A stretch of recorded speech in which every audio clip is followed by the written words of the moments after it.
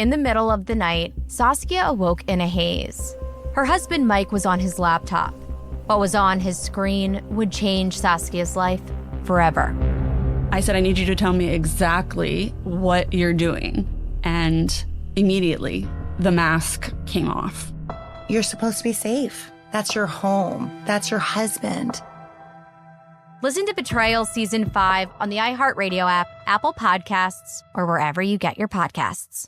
1969. Malcolm and Martin are gone. America is in crisis. And at Morehouse College, the students make their move. These students, including a young Samuel L. Jackson, locked up the members of the Board of Trustees, including Martin Luther King Sr.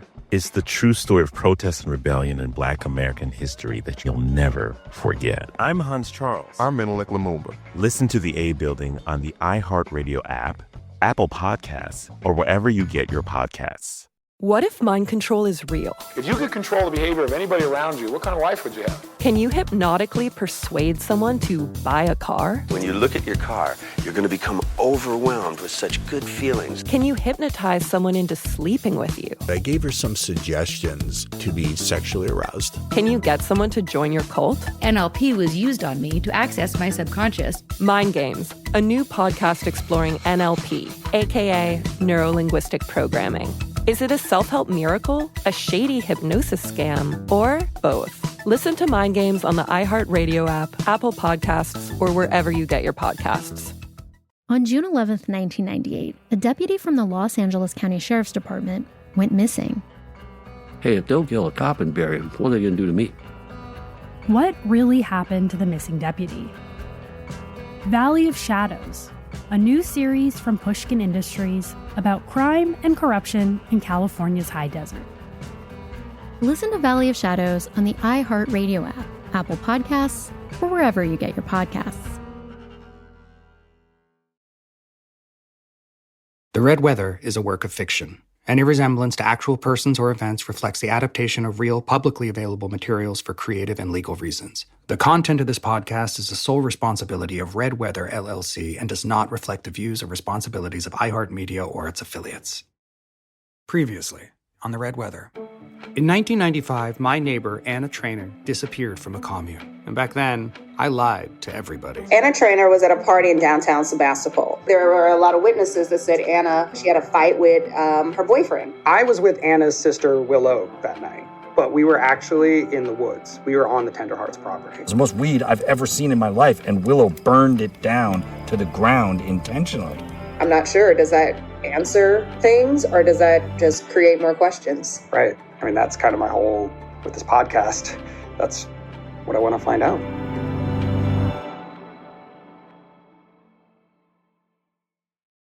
My dad has this story he tells from when he was a teenager. One night, his friends told him to get in the car. Friends of mine that I grew up with said, hey, we have a girl that's living away from here who is willing to take us all on. And said, oh, yeah, come on, let's go.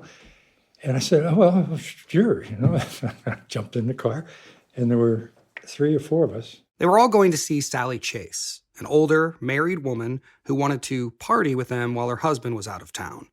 They parked the car and walked through the woods to go to a farmhouse. It was raining, started raining, real light. But this house was up on the top of the hill. And side note, even though this really happened, this story, in my imagination, is animated. Specifically, it looks like the cover of a Hardy Boys novel, or any old-timey book or movie poster with a haunted house or a spooky farmhouse. Anyway, when my dad and his pals, and they definitely called each other pal, got close to Sally Chase's porch, gunshots rang out. There's just one light in the window, and all of a sudden this guy yells out, I'll teach you sons of bitches to come round here in my way. Boom, boom. Sally's husband was there, yelling and brandishing a shotgun.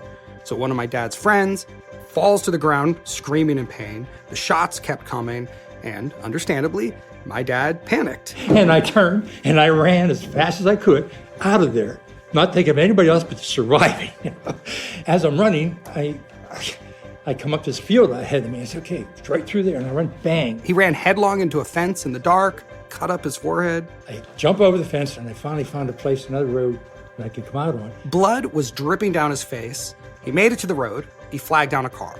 As soon as he got in, the man who picked him up was concerned. My dad was embarrassed, scared, and didn't know what to say, but the driver had a very important, very telling question. They said, "You haven't run up to see Sally Chase, were you?" I said, "No, I don't know what you're talking about, man." My dad denied it, but the guy persisted. You were up to see Sally Chase, weren't you? He goes, "Yeah, man, that guy up there is crazy. He shot two of my buddies at least." And he said, "No, man, that's a joke." I said, "What?" It was a setup, a prank, one of these small town rituals that had been going on for years.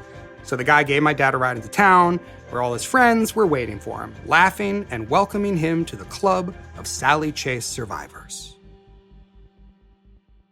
Which was always this kind of funny story, straight out of something like the movie Porky's, some 1950s boys will be boys romp. But when I consider this story now, this memory, I have a hard time wrapping my head around what my dad was thinking. He was going to sleep with some random married woman in a farmhouse? Did he believe this woman was so excited to cheat on her husband that she just invited a group of teenage boys sight unseen to her house?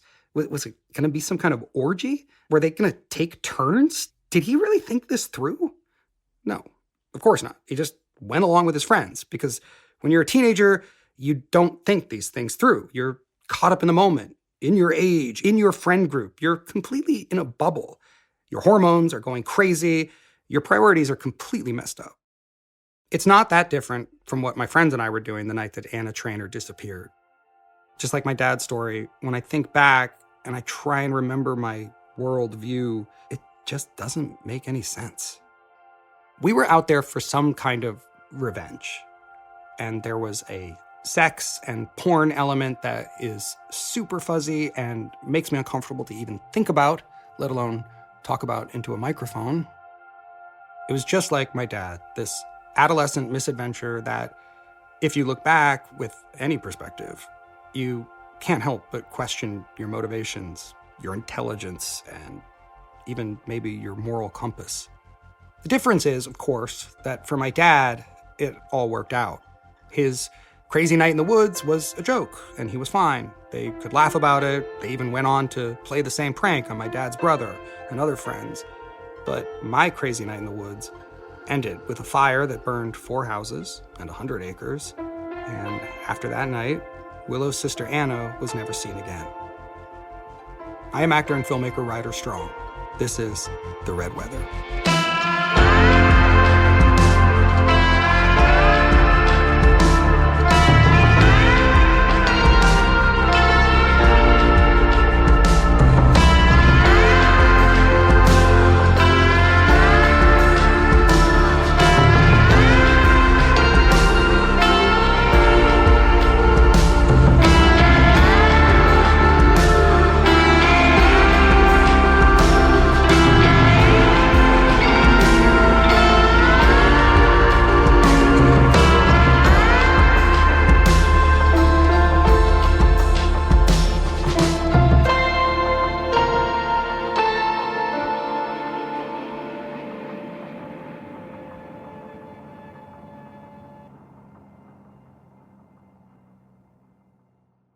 Before she killed herself, my friend Willow had let me out of a promise to keep a secret about the night her sister Anna disappeared. I'd gone back to my hometown to talk with reporters, police, family, and other people from our lives. My friend Chris joined me. He was also in on the promise. But I had barely begun the process when Chris and I discovered that our versions of this promise were pretty different. Why would we be arrested because Willow accidentally started the fire? Accidentally started a fire? That is not at all what happened. What are you talking about? What are you talking about? I'm talking with the pinky swear. Turns out Chris was with her, and she'd started the fire intentionally to burn down a barn full of cannabis, which back then we would have called pot or marijuana, or if you're my parents, grass. That's what you called it? Yeah. So I still call it, yes, I don't know. No, it's grass. Yeah, I feel like growing up, you guys always called it grass or dope. Grass or dope? Or happy plants? I can't know. We call them magic plants. Magic plants? We just call it magic plants for you guys, you little guys, you know. In any event, coming forward to the cops suddenly felt like a bigger deal. I'd already scheduled to sit down with Sheriff Maldonado, the lead investigator from Anna's case. I was set to meet him at his house. Would you be willing to sit down with me? Sure. I can come to you. It's just a couple microphones and a recorder. It's, Okay. Yeah. Yeah. That sounds good. I'll try to find what notes I might have. Chris and I took the time to walk the woods behind my parents' house, where we were the night that Anna disappeared. Finding out we had different versions of that night, it seemed important to retrace our steps. All right, so the rat hole used to be... Yeah, there right it is. here. I see the bones of it. Yeah. The rat hole was a fort my brother and I made. Well, really, my dad made it, and we helped. I probably nailed a couple of boards. But it was every kid's dream come true. Which was a 2-story building that had no windows or doors. But the only way you could get in was through a trap door underneath. Took me a long time to knock it down, too. When did your dad take it down? I actually don't know. I mean, it was after we moved out. Probably 10, 15 years ago. I don't remember. In fact, the parts are still there. I never took them away. I didn't know what to do with them. Because when they had the septic redone, they just took all the old septic concrete and threw it down there, too. It was this crumbling, moldy mess, but when we were kids, it was the best. We put a carpet inside, we spray painted the walls, and it was where we set the stage for our night. Didn't consult us, just took it down. And then, what was our plan? It was Halloween 1995. I was with Chris, our friends Connor, Orion, and Willow. We were 15. We didn't have cars, didn't have good flashlights. We didn't have a clue. But we had the rat hole, some rope, a fake dead body, and maybe the worst idea in the world. At the time, we thought we were doing the right thing. Something noble. We were trying to save Anna's reputation. And the interesting thing about that is I didn't even really know Anna that well. I mean, I was intimidated by Anna. She was older, man. She was the coolest. I mean, Shiloh knew her a little bit better. I think she just was kind of lost at that time, and I regret, looking back on it, my lack of understanding what she was going through. And you were in love with her. We all had a massive crush on her. I was not alone. Dude, I barely even talked to her. But whatever. I was in love with anything with a pulse and boobs. Okay, fuck off. I wasn't in teen magazines and on television. That fall, Anna was going through a rough time. She and Willow grew up in the Tender Hearts, the collective through the woods from me. So they were homeschooled up until high school. And then she wanted to go to the same high school as everyone in Sebastopol, the public school, Annalee.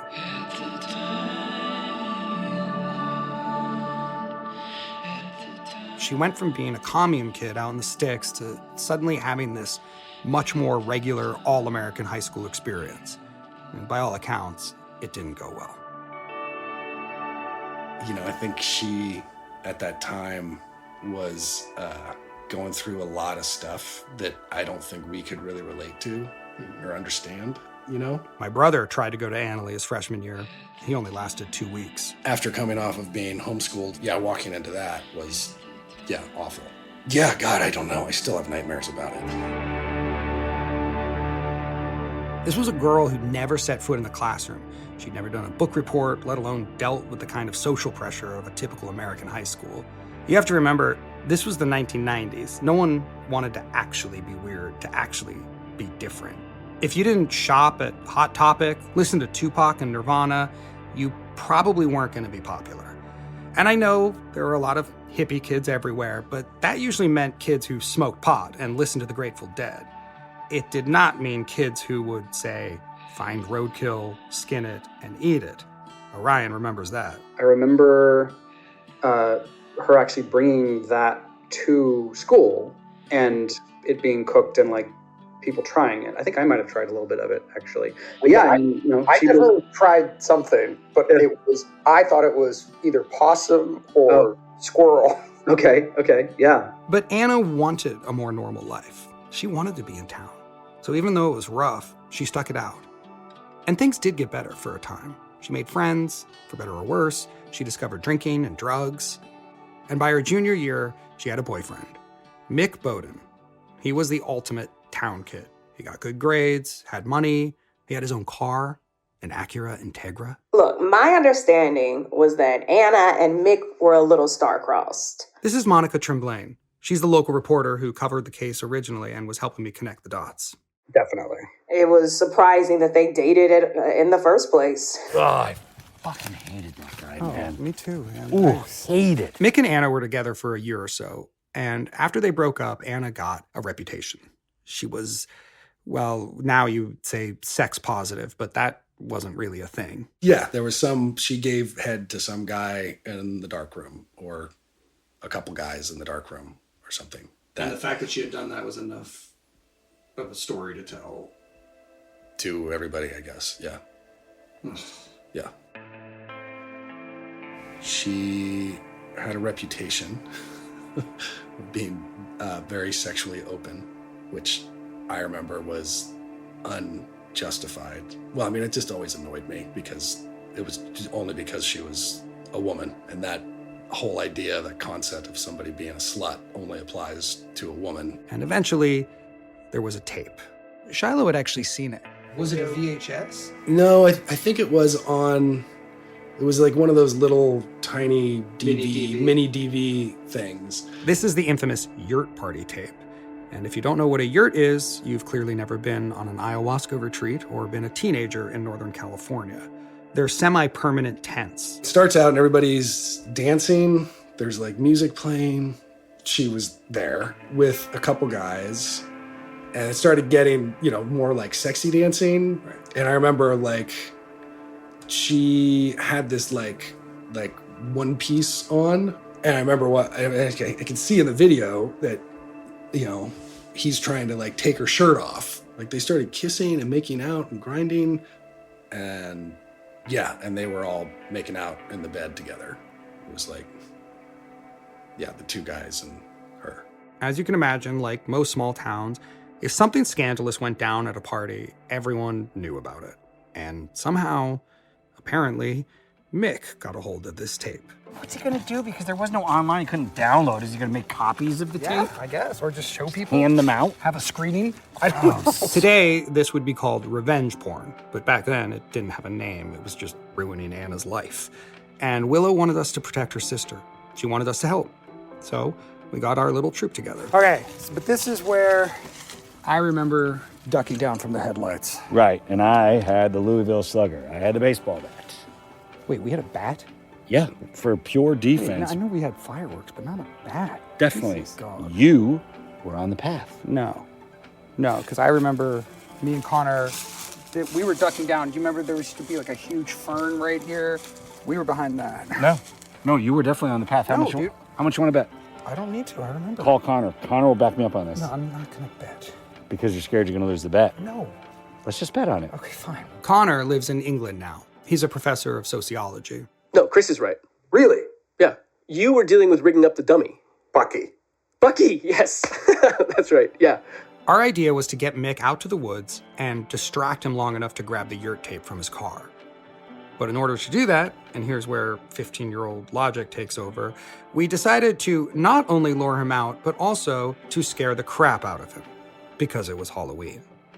My family was really big into Halloween, so we threw parties with haunted walks through the woods, and we were the family that did the haunted house at our grade school. We used to make our own masks and creatures, and we had a lot of props, including a fake dead body we called Bucky. Yeah, but then we had it on a noose, I think. Right. And then it was like, you could swing it down, so when people walked by, we would drop it in front of them. Right. And that would scare people. Is that body still up in the pony house? Might be. I think I might have thrown it away recently.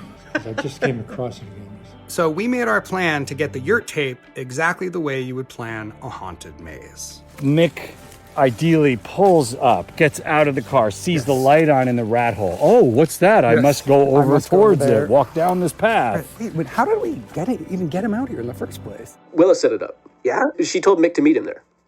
Well, do you remember what she told him?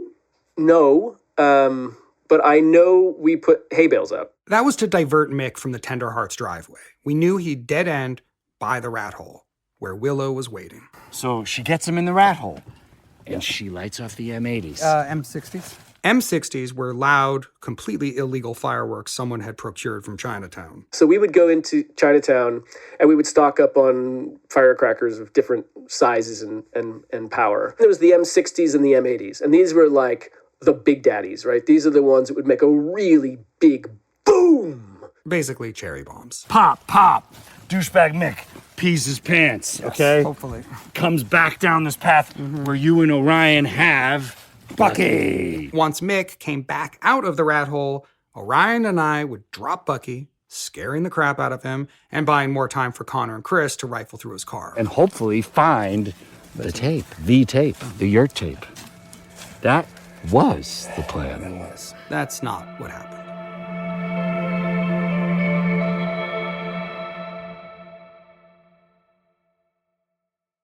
Welcome to the A Building. I'm Hans Charles. I'm Menelik Lumumba. It's 1969. Malcolm X and Martin Luther King Jr. had both been assassinated, and Black America was at a breaking point. Rioting and protests broke out on an unprecedented scale.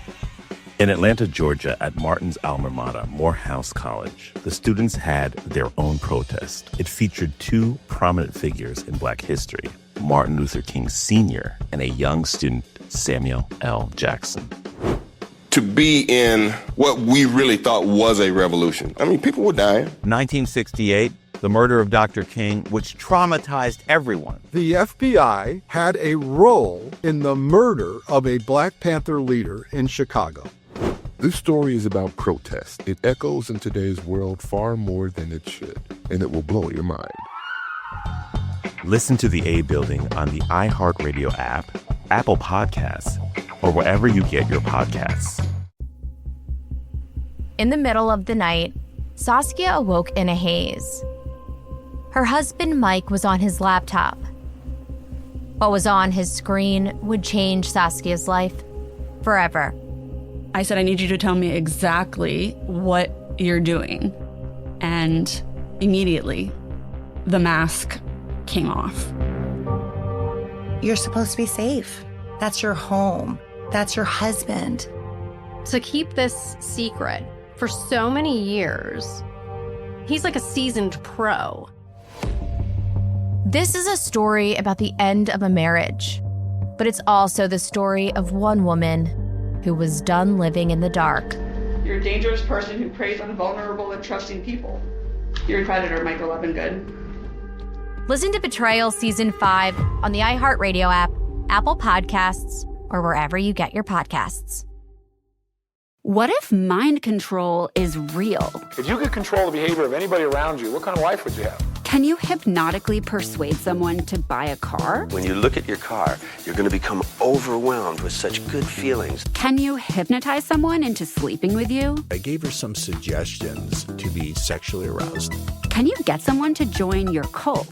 NLP was used on me to access my subconscious. NLP, aka Neuro-Linguistic Programming, is a blend of hypnosis, linguistics, and psychology. Fans say it's like finally getting a user manual for your brain. It's about engineering consciousness. Mind Games is the story of NLP. Its crazy cast of disciples and the fake doctor who invented it at a New Age commune and sold it to guys in suits. He stood trial for murder and got acquitted. The biggest mind game of all? NLP might actually work. This is wild. Listen to Mind Games on the iHeartRadio app, Apple Podcasts, or wherever you get your podcasts. On June 11th, 1998, a deputy from the Los Angeles County Sheriff's Department went missing.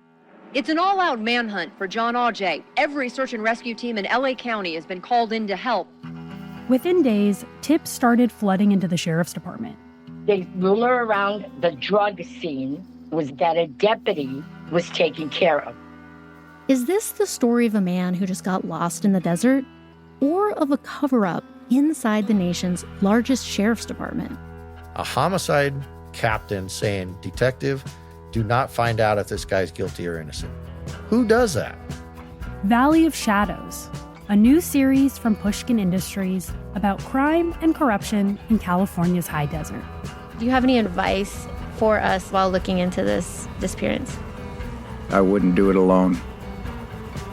Listen to Valley of Shadows on the iHeartRadio app, Apple Podcasts, or wherever you get your podcasts. As much as our friend Connor helped us remember some things, I wish we hadn't called him.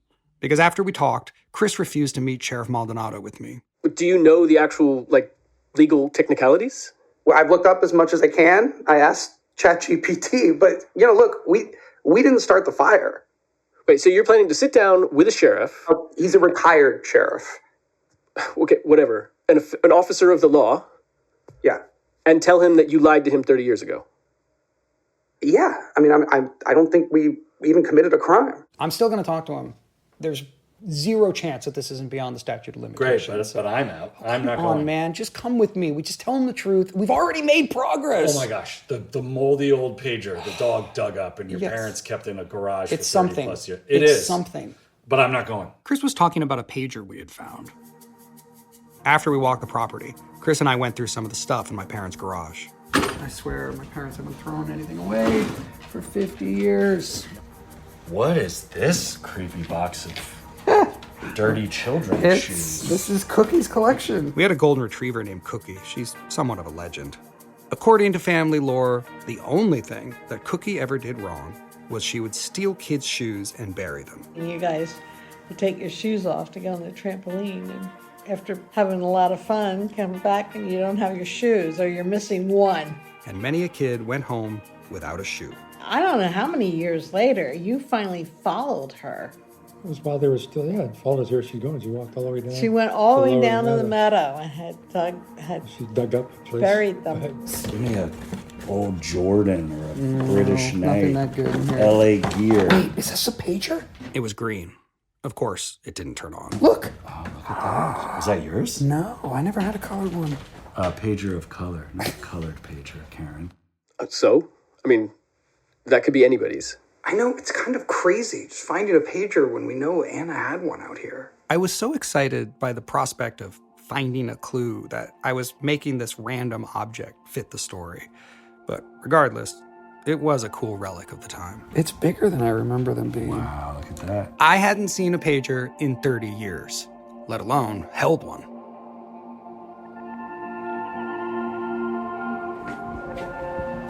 I told Chris he didn't have to come with me and that I wouldn't say his name. Hi, Sheriff Maldonado. Hey, yeah. Come on in. Hi. He lives in Katati, about 35 minutes away. Is it sheriff still? I didn't know if it was one of those titles like president or... Yeah, it's sheriff still. Sure. Maldonado's in his 70s, but he looks younger. We took a seat at his dining room table while his two cats, both of them long-haired and silver, roamed around us. I felt like I had a lot to fill him in on. Who I was, what I was doing, why. But then I also had some more basic questions. Do you remember me at all? Kind of just remember you kids in general, you know. We knew one of you was an actor. You were part of the younger crowd, I think. The sister. Right, yeah, Willow. And there was something, because it was Halloween, it was a scarecrow. Yeah, we had this dead, yes, it's a whole, yeah, exactly, that was us. Yeah.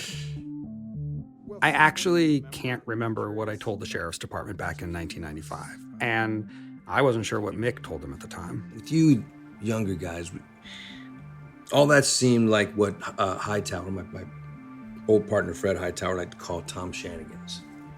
What's that, like shenanigans? Yeah, but Fred, he wasn't, it's not a stutterer, it's, he would mix the words up, he'd blend them together, you know, like pursuitable, he said once. Suspectful was a classic. Fred was trying for tomfoolery and shenanigans, but, you know, just never came out right. A lot of our job in a situation like this with juveniles, a lot of the job is pulling out the kids' stuff. It didn't feel like that to us at the time. It felt like life or death. I remember hearing screams from the car. We never considered that Mick might have a friend with him. So when his Acura pulled in, Travis Washman was with him. And while Mick did get out and walk to the rat hole, Travis waited in the car. And then Chris ran at him. He was trying to get him out. Oh, the dude kicked me. Mick kicked me hard. I remember actually being really scared, thinking these older guys were gonna beat us up or kill us if they got us. Pure chaos and mayhem. I was with Orion, and someone was dressed as a mime? Orion and me. We were both mimes. Part of the confusion was the costume factor. Before we enacted this whole plan, we'd gotten dressed up in costume and walked around downtown Sebastopol. Connor's costume was an easy joke. He said he was going to be the scariest thing in the world. Yeah. What was it? A lawyer. That's right. So he just wore like a suit and tie. Right. Orion and I cobbled together some makeup and hair gel that my parents had. We had white faces and mohawks. We called ourselves psycho mimes. And you were like what, the Phantom of the Opera thing? Phantom of the Coffee Shopera. I had a Starbucks barista, that green apron, and then I had a Phantom mask. Mm-hmm. I feel your judging eyes. Yeah, I'm not quite getting... Starbucks was a new exciting thing. It was the go-go 90s. Yeah, You know? We all had more hair, and yeah, it was fun. Willow wore the same thing she always did, a pair of fairy wings. So... Right, because she was a nymph. No, a dryad. Is there a difference? Yeah. Yeah, dryads are they're tree spirits. Or river spirits. That is next level D&D. Whatever, she had makeup. Regardless, Willow was a flying pixie thing with wings. And yes, I'm aware that the one girl in our group of friends, the muse of this podcast with a fantasy-sounding name, was quite literally dressed as a manic pixie dream girl. But it's the truth. She wore wings even later in life. I know, it was like her go-to. So in costume, in the dark, we were scattered, separated in the woods, no light, Travis and Mick looking for us. Willow and I ended up in that barn at the Tenderhearts property. When I talked to Maldonado, I relayed Chris's story as if it was my own. There was weed. In the barn? I mean, this wasn't just a shed, my friend. This was a barn. Right. So you're filled with weed. And it was hanging. Yeah, they were drying it out. Oh, yeah, I guess. Yeah, so Willow, gets to her feet and she's, freaking out, but she's not crying. She's hyperventilating. She's breathing in and out, trying to almost catch her breath like she was having a panic attack or something. Probably was. And she started gathering hay into a pile. And I'm like, Willow, what are you doing? Yeah. Stop, calm down, let's get out of here. And she pulls out her lighter that we had for the fireworks. Whoosh. Oh my God. Immediately the thing goes up. And then, seconds later, all of the weed is up in flames, and we get the hell out of there because we're lucky to not burn to death. But we never told you, any of that. At the time, we just said that we were at my friend's house, and we watched The Shining, and we went to bed. So I'm hoping that some of this, any of this, might be helpful. At least if I'm coming forward, at least then you'll have part of the truth. Are you expecting applause? No, I mean I'm just trying to. Because I'm not sure what you want to do here. If this is about you getting something off your chest, or I don't know, honoring your dead girlfriend. No, she wasn't my girlfriend. If you really want to get into this, if you want to really get into this thing, then you got to do it right. Got to call Lachlan.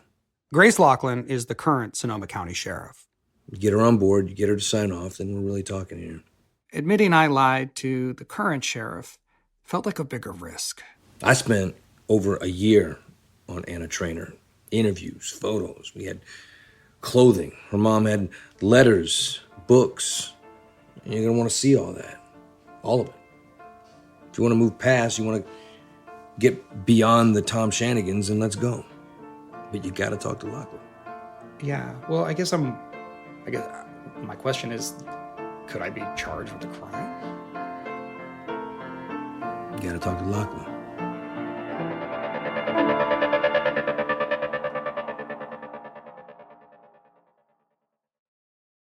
Welcome to the A Building. I'm Hans Charles. I'm Menelik Lumumba. It's 1969. Malcolm X and Martin Luther King Jr. had both been assassinated, and Black America was at a breaking point. Rioting and protests broke out on an unprecedented scale.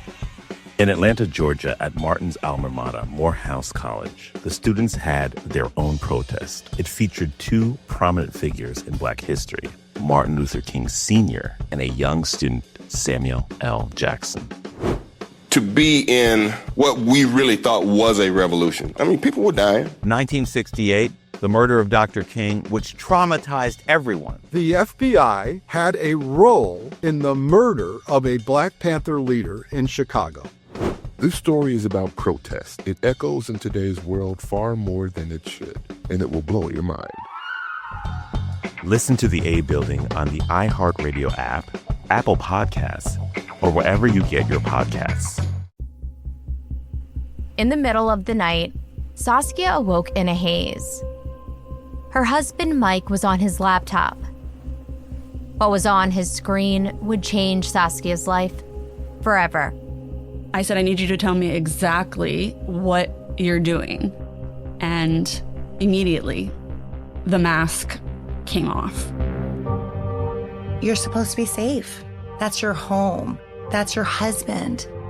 To keep this secret for so many years, he's like a seasoned pro. This is a story about the end of a marriage, but it's also the story of one woman who was done living in the dark. You're a dangerous person who preys on vulnerable and trusting people. You're a predator, Michael Levingood. Listen to Betrayal Season 5 on the iHeartRadio app, Apple Podcasts, or wherever you get your podcasts. What if mind control is real? If you could control the behavior of anybody around you, what kind of life would you have? Can you hypnotically persuade someone to buy a car? When you look at your car, you're going to become overwhelmed with such good feelings. Can you hypnotize someone into sleeping with you? I gave her some suggestions to be sexually aroused. Can you get someone to join your cult? NLP was used on me to access my subconscious. NLP, aka Neuro-Linguistic Programming, is a blend of hypnosis, linguistics, and psychology. Fans say it's like finally getting a user manual for your brain. It's about engineering consciousness. Mind Games is the story of NLP. Its crazy cast of disciples and the fake doctor who invented it at a New Age commune and sold it to guys in suits. He stood trial for murder and got acquitted. The biggest mind game of all? NLP might actually work. This is wild. Listen to Mind Games on the iHeartRadio app, Apple Podcasts, or wherever you get your podcasts. On June 11th, 1998, a deputy from the Los Angeles County Sheriff's Department went missing. It's an all-out manhunt for John Auger. Every search and rescue team in LA County has been called in to help. Within days, tips started flooding into the sheriff's department. The rumor around the drug scene was that a deputy was taken care of. Is this the story of a man who just got lost in the desert? Or of a cover-up inside the nation's largest sheriff's department? A homicide captain saying, "Detective, do not find out if this guy's guilty or innocent." Who does that? Valley of Shadows, a new series from Pushkin Industries about crime and corruption in California's high desert. Do you have any advice for us while looking into this disappearance? I wouldn't do it alone. Listen to Valley of Shadows on the iHeartRadio app, Apple Podcasts, or wherever you get your podcasts. Well, did you even know about the yurt tape? After I talked to Maldonado, I called Monica to catch up. No. I mean, I knew there were rumors about Anna. I knew about a mixtape. A mixtape? A haunted tape. Mm-mm. This was over at Annalie, and there was this mixtape with songs, but then the story was it was a ghost tape and her voice beyond the grave. I never heard about that. All right, but let's just for a sec, if Mick did have video, if he was trying to blackmail Anna or... Wait, Ryder, do you want it to be him? No. Okay. They looked at Mick. Mm-hmm. He had somebody with him every step of the way. The party, driving Travis home. He was looking for Anna. But he dropped Travis off at his house. He got the page from Anna. He drove, tried to pick her up from Juniper Street payphone. And she never showed, and the fire started. Do you think, really, really think that Mick could have killed her? It's a stretch, I guess, but isn't it a stretch to think anyone could kill anyone? Monica asked me if I wanted it to be Mick, and I realized I kind of do. Oh, me too. Even if Mick managed to meet up with Anna, then murder her in 20 minutes, could he have gotten rid of the body and driven her car all the way to SFO? Not without help. Right, not without help. And we know he was with for the rest of the night. Out of respect for privacy and legal reasons, we've had to edit one of the names that came up in some interviews. Really, look, the only time that it didn't make sense was the time that he was with us. So, if anything, you just helped to clear his name. I never heard Mick drive away, so I stayed alone in the woods for a while. I mean, maybe an hour. It felt like forever. And finally, I heard Orion calling out. And we found each other. And then we found Willow on the road. How did you get to Condom Drake's? We walked. That's like 4... Yeah, 4 miles, maybe even 5. Yeah, and Chris and I were on the road too. Oh, really? I thought you guys were still in the woods. No, we met back up with you guys, walked back, and we watched the sunrise at Connor's. We did. Yeah. We heard sirens, and we hid in the bushes whenever a car went by. We knew there might still be a fire going, but we had no idea how big it was. I do remember that's where we stopped and watched the sunrise come up, and we were we were so emotionally charged. It was like we were doing amphetamines. We basically had that level of sort of insane energy. And then there was just this pause on the side of the road. After an intense night like that, it's just kind of like, I'll sing this song and it kind of like lightens the mood a little bit, Totally. Yeah. A cool part about being friends with Orion is that whenever we hike, and we've gone on backpacking trips together since we were 10 years old, he sings. Yeah, Shallow Days was a rare Counting Crows song off of a demo tape. I think it was also because it was this deep cut. It was it wasn't officially released. So it felt like sort of a secret that only we knew. It was kind of like it was our song. And then it's also, I guess, about a small town in the vein of Round Here and a lot of this, where it's about a girl in a small town. And it feels like it could be about Sebastopol. It does, right? Yeah, totally. All right. Could you sing it? The whole thing? Yeah. For the podcast? Yeah. You're going to put this on iHeartRadio. Oh my God. That's going to be good. It just has to be you. Mary Jane says it's all right. She's just around the corner from the main line. And any day now it's all right. She's standing on the precipice of big time. And I know Willow didn't talk almost the whole time until she stopped and made us all promise to stick to the same story. It was cold. I remember shivering, and the sun took forever to come up. But it was beautiful. For all the insanity of that night, it's weirdly a positive memory. Oh, falling down.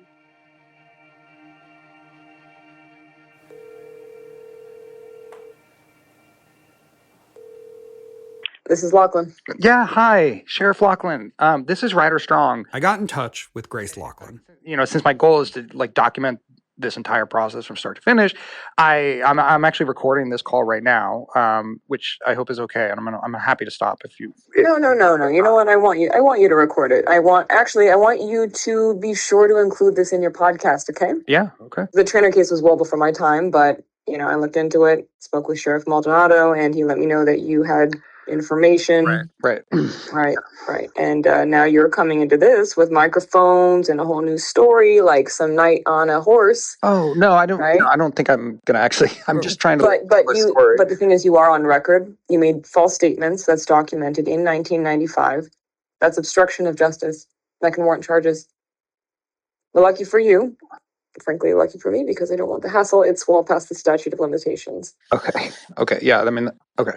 And most importantly, this is there's what we call good faith mitigation. So you come clean now. You come forward. No bullshit. No lying. And you want to help. That goes a long way. So if you want, I'll take a look. See what I can pull from this file. Is there something you want in particular? All of it, of course. That was my real answer. I wanted to see all the evidence. But I knew I should be specific, precise. If I was ever going to get the sheriff's department on my side, I had to start slow. Maldonado and Monica had changed my perspective. Well, weed isn't news. Even with a fire that big, we could smell it. But knowing it was the sister, when I hear that now, all I can think about is that she was protecting her, maybe she was protecting her parents, or whatever you want to call them. When she keeps that a secret, she's protecting her mom and Elric. No, I think she was protecting us, or protecting herself. What, for lighting a bunch of weed on fire? What's worse, your sister is gone missing and you're a 15-year-old kid who lit a barn on fire? You're worried about that? No. You're worried about your mom who's been out here in the woods worshiping trees, singing to demons and dancing in circles. Well, I don't think that's what they were doing. You know what I mean. Look, we knew they weren't all kumbaya and butterflies out there. How? It went back for years. But they had an alibi. I mean, for that night, they were at the seance. Well, that's what we thought too at first. Yeah, I mean, oh God, I'd love to. Maldonado said that there were transcripts in the file of his interviews with Elric Light and Mick Bowden. Yeah, all right. Yeah, I'll take a look, see if it's easy. Thank you so much. I really do.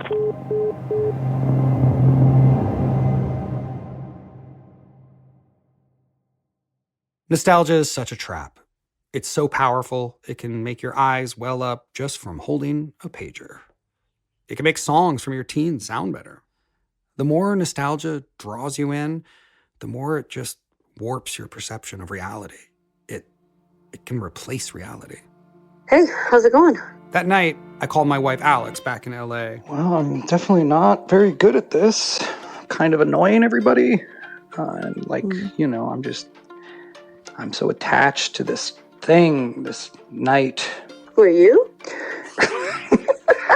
When I went into this, I knew I needed to stop thinking like a 15-year-old, but I also need to stop thinking like a 45-year-old high on nostalgia, as my wife put it. Right, so you don't want your midlife crisis to be a podcast. No, exactly. Exactly. Not every little thing from back then has big, important meaning, even if I have big, important feelings. Sometimes kid stuff is just kid stuff. I needed to come at this as objectively as possible. I needed to cut off nostalgia, let go of expectations, my ego, and try and learn as much as I could. And for now, that meant ignoring my personal feelings for someone like Mick, even Willow, and just listening to someone like Maldonado. Yeah, it was only a few days before their Tenderheart's alibi fell apart. Came crashing all the way down. What are you saying, that they weren't at the seance? No, not all of them. We gotta get you up to speed, man. We gotta get you up to speed. If some or all of the Tenderhearts had lied, if their alibi had come crashing down, this was actually exactly what I wanted to hear. Because it meant that staying with this project, staying with Anna's case, was finally gonna move beyond me, my Tomshanigans, and my nostalgia. It meant it was time to confront one of the most intriguing and mysterious aspects of Anna and Willow's life. It was time for me to look into the Tenderhearts.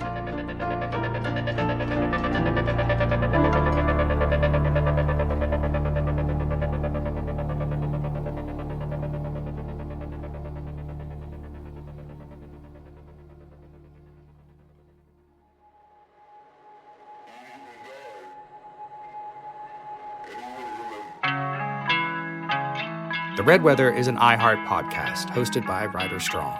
Sound engineering, editing, and mixing by Bo Milkus. Produced by Tess Bartholomew. Executive producers at iHeartRadio, Trevor Young and Matt Frederick. Associate producer, Bo Milkus. Original score by Kyle Morton. If you're enjoying the show, please remember to leave a review and rating. Thanks for listening.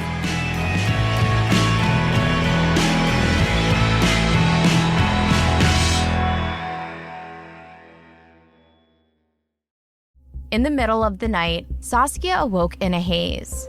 Her husband Mike was on his laptop. What was on his screen would change Saskia's life forever. I said, I need you to tell me exactly what you're doing. And immediately, the mask came off. You're supposed to be safe. That's your home. That's your husband. Listen to Betrayal Season 5 on the iHeartRadio app, Apple Podcasts, or wherever you get your podcasts.